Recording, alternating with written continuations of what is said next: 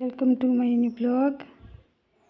તો બાળકોને મેં રેડી કરીને સ્કૂલમાં મોકલી દીધા છે.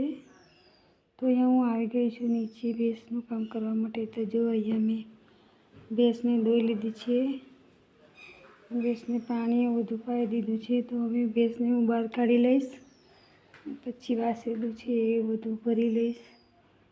ભેંસ રાખીએ એટલે આ બધું કામ કરવું પડે. તો એક ભેંસ તો રાખવી જ પડે, કેમ કે ચોખ્ખું દૂધ ખાવું હોય તો ભેંસ તો રાખવી જ પડે છે. ગામડામાં તો ભેંસો બધા રાખતા જ હોય છે, તો હું પણ રાખું છું. તો જો અહીંયા ભેંસને મેં ચાર નાખી દીધી છે બહાર. તો હું તેને બહાર લઈ જઈશ. અત્યારે બહાર કાઢી નાખું છું, રાત્રે અંદર લાવી દઉં છું. તો ભેંસને બહાર કાઢીને પછી અહીંયાથી બધું સાફ કરી લઈશ, સીધે એવું ભરી લઈશ. અહીંયા હું વહેલી સાફ કરું છું બધું, કેમ કે ચોખ્ખું રાખવું પડે છે. તો ચોખ્ખું રાખીએ એટલું સારું. તો અહીંયાથી જો વાસી એવું ભરી લઈશ. આ બાજુથી પણ હું બધું વાળી લઈશ, બહારથી પણ બધું વાળી લઈશ. ચોખ્ખું હોય ત્યાં જ ભગવાનનો વાસ થાય છે. તો હું અહીંયા ડેલી સાફ કરું છું બધું. ઉપરથી પણ સાફ કરીને આવી છું અને નીચે પણ બધું સાફ કરું છું. હવે જઈને પણ મારે ઉપર બધું કામ કરવાનું બાકી છે. તો બાળકોને લંચ બોક્સ બધું બનાવીને મેં મોકલી દીધા છે. તો 4 વાગ્યાની ઉઠું ત્યારે મારે પાર આવે છે આ બધું કામ કરવાનું. જો અહીંયા હું આ સીધું એવું બધું ભરી લઈશ, પછી ઉપર જઈશ ને ઉપરનું બધું મારું કામ પતાવી દઈશ. તો બધું કામ કરતાં કરતાં મારે 10:15-11 વાગી જાય છે.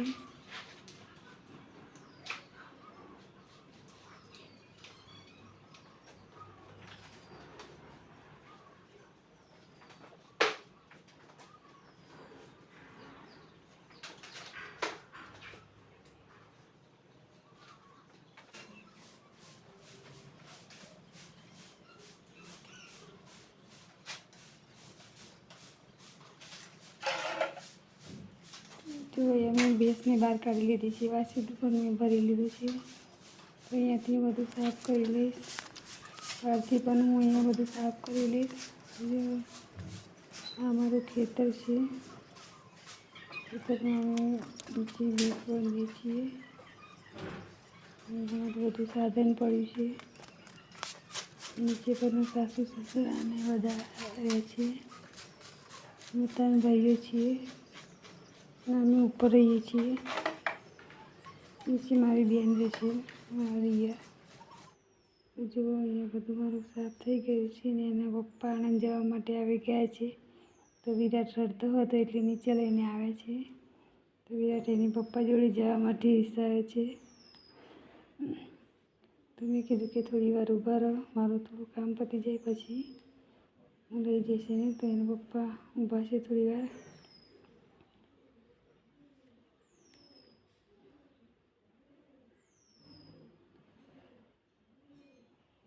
તો જો ગાઈસ, અહીંયા નીચેનું બધું કામ બતાવીને હું અહીંયા ઉપર આવી ગઈ છું સાફ સફાઈ કરવા માટે.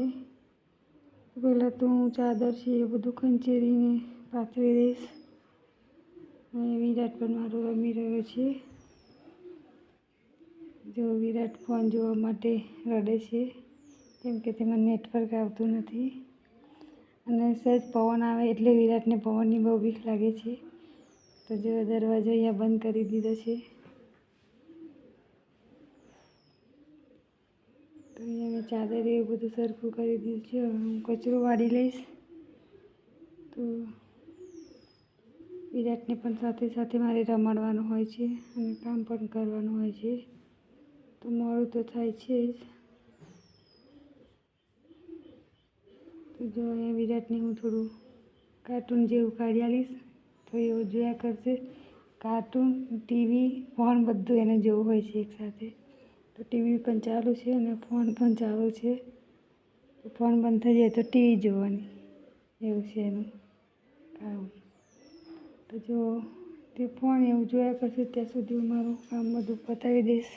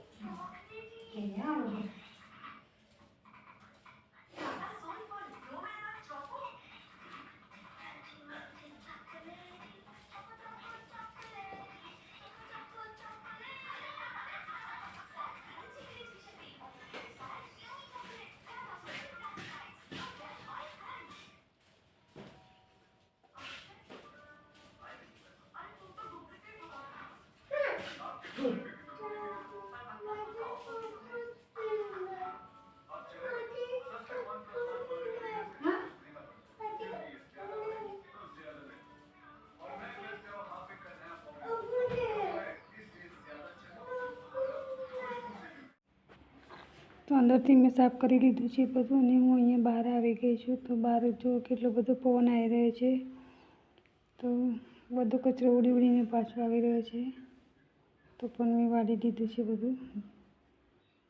તો જો હું અહીંયા પોતું કરવા માટે આવી ગઈ છું, તો પોતું કરી લઈશ ઘરમાંથી, બહારથી બધેથી પોતું કરી લઈશ. જો મારું પોતું તૂટી ગયું છે અહીંયા, તો પોતું કરતાં કરતાં હવે તૂટી ગયું છે, તો શું કરશું? તરત તો હવે નવું લેવા જવાય નહીં, તો આ પોતેથી જ કરવું પડશે.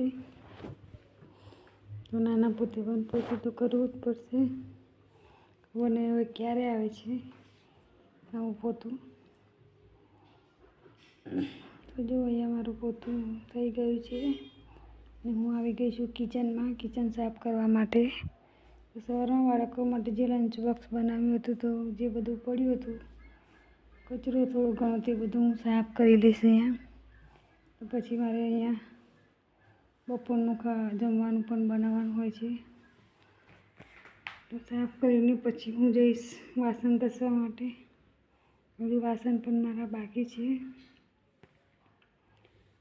તો રસોડું પહેલાં સાફ કરી લઈશ. માટલા છે એ બધું વિચારીને વાસણ ઘસીને પછી હું નાહવા જઈશ. તો નાહીને પછી પાણી ભરી લઈશ ડાયરેક્ટ. તો 11 વાગ્યા સુધી નાહીને આવી જઈશ, કેમ કે 11 તો વાગે છે રોજ મારે નાહવામાં. કામ બાળક સાથે કરવાનું હોય, એટલે બાળકને પણ જોવાનું હોય છે, અને કામ પણ કરવાનું હોય છે, એટલે મોડું તો થાય છે જ.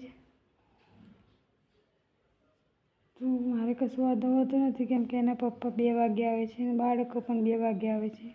તો જમવાનું કે ખાસ એટલી બધી ઉતાવળ નથી હોતી મારે, શાંતિથી જ બનાવું છું. સવારમાં બધા નાસ્તો કરીને જાય છે, એટલે બપોર 2 વાગે જ મારે જમવાનું તૈયાર થઈ રહે છે. જમવાનું તો થઈ જાય છે 1 વાગે, પણ જમવાનો ટાઈમ 2 વાગે જ મળે છે, કેમ કે બધા છોકરાઓને એના પપ્પા આવે ત્યારે જ હું પણ તેમની સાથે જ જમું છું. અહીંયા રસોડું મારું સાફ થઈ ગયું છે. તો જો અહીંયા હું આવી ગઈ છું વાસણ ઘસવા માટે. તો મારો વિરાટ પણ આવી ગયો છે અહીંયા જોડે જોડે. કોઈ બી કામ કરતા હોય તો વિરાટ સાથે જ હોય છે. જો વાસણ ઘસી રહી છું. અંદર વાસણ નથી ઘસતી, કેમ કે વધારે વાસણ હોય એટલે મને અંદર થોડું ઓછું ફાવે છે. બહાર પણ મારે ચોકડી છે, એટલે હું બહાર જ ઘસું છું. તો હું ફટાફટ મારા વાસણ ઘસી લઈશ, પછી કપડાં નાખી દઈશ મશીનમાં, અને નાહી લઈશ. તો બધું કામ મારું પૂરું થઈ જાય, અને હવે પછી બનાવીશ જમવાનું. તો ગમે તેટલી ઉતાવળ કરીએ પણ મારે 11 તો વાગી જ જાય છે રોજે. કોઈક દિવસ બધું કામ પડતું મૂકીને વહેલી પણ નાહી લઉં છું. એવું નથી કે રોજ 11 વાગે જ નાહું છું, અમુક વખત વહેલા પણ નાહી લઉં છું. તો અમુક 7-8 વાગે નાહીને પછી બીજું બધું કામ કરું છું. પણ પહેલાં નાહી લઈએ છો, પછી વાસણ પોતું એ બધું કરવા જાય ને, પલળી જવાય છે, એ બધું થાય છે. તો હું બધું કામ કરીને જ નાહવા જાઉં છું, એટલે પછી મારે ડાયરેક્ટ જમવાનું બનાવવાનું જ બાકી રહે. તો જો અહીંયા હું વાસણ મારા ઘસી દઉં છું. આ સવારના જ વાસણ છે, ખાલી સાંજના તો સાંજે જ ઘસી નાખું છું. તો પણ વાસણ તો મારે થઈ જ જાય છે, કેમ કે લંચ બોક્સ ને બધું બનાવવાનું હોય, એટલે વાસણ તો વધી જ જાય છે. તો જો અહીંયા મોનિકાજી આવી ગયા છે. મોનિકાજી પણ મારા ઘેર આવતા હતા કચરા પોતું કરવા માટે.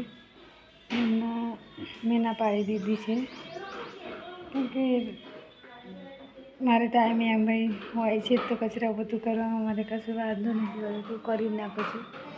એમને પણ બીજું કામ હોય, એટલે મેં ના પાડી છે, તમે ના આવશો. તો પૂછે છે કે ફરી આવું કે ના આવું. તો મેં કીધું કે જ્યારે ટાઈમ મળે તો આવજો. અને એમને ગાયને એવું બધું પણ એ લોકો પણ રાખે છે, એટલે એમને પણ કામ હોય, તો મેં કીધું કે ચાલશે, ના આવતા હું કરી લઈશ બધું. તો અહીંયા મારા વાસણ ઘસાઈ ગયા છે. ચોકડી એવું બધું સાફ કરી લઈશ અને પછી નાહવા જઈશ.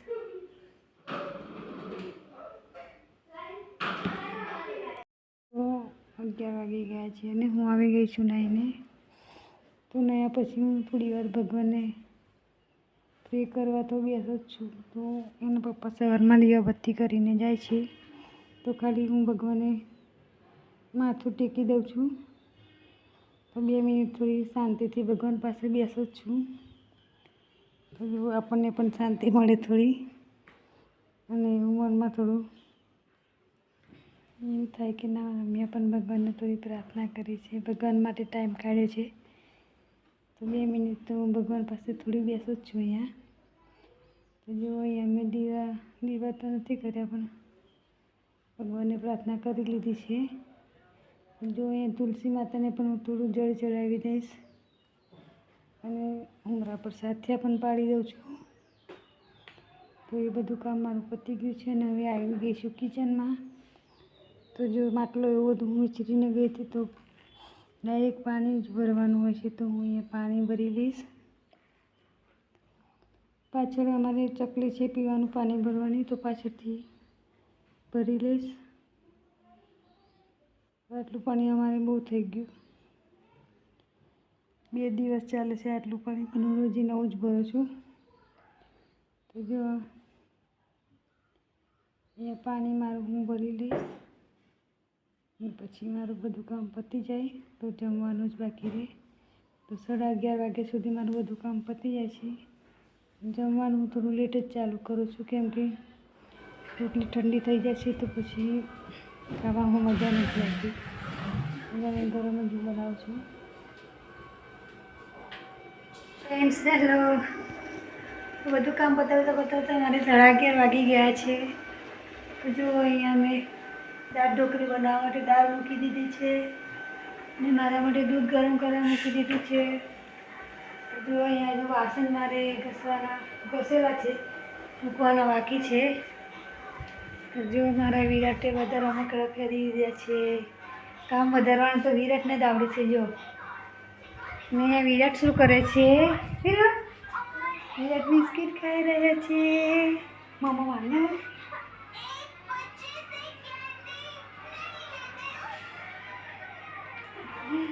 હાલો જો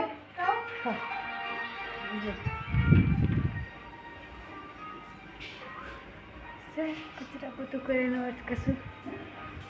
જો મેં કપડાં પણ ધોવા માટે નાખી દીધા છે.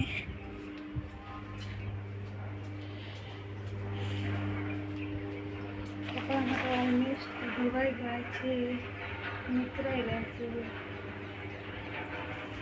11:30 વાગે મારે બધું કામ થઈ જાય છે. હવે મારે જમવાનું બનાવવાનું બાકી છે. 11:30 વાગે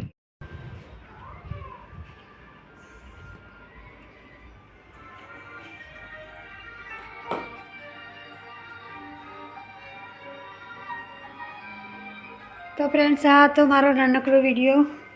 તો તમને કેવો લાગ્યો? જો સારો લાગ્યો હોય તો લાઈક એન્ડ સબસ્ક્રાઈબ કરજો. તો મળીએ એક નવા બ્લોગમાં નવા વિડીયો સાથે. ત્યાં સુધી આવજો.